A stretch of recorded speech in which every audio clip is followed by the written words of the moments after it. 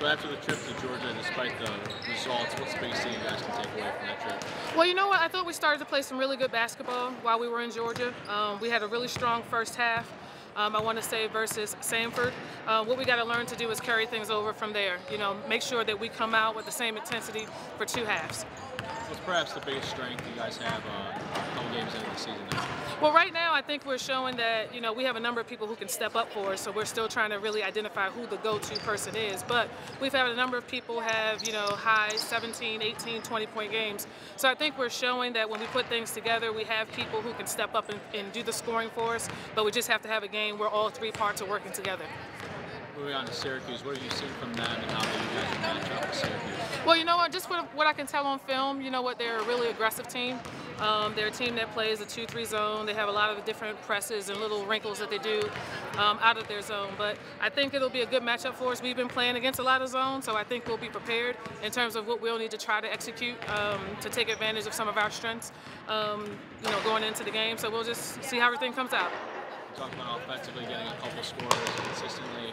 Defensively, what do they present that could be difficult to you guys being able to do that? Well, you know what? They have a guard tandem that's, you know, putting up close to half their points if I remember correctly. So, you know, we'll have to do our job defensively to kind of control those guards and their productivity and make them do things that they maybe don't want to do as opposed to putting the ball on the floor and getting to the basket.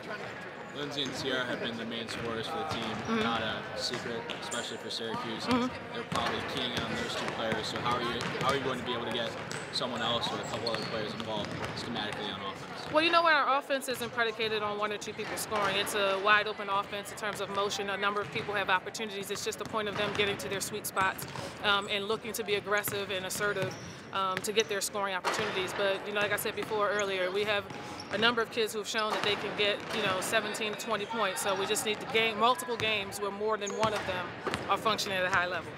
You and Lindsay have succeeded this year so far, scoring-wise. What have you guys been able to do as guards to this team?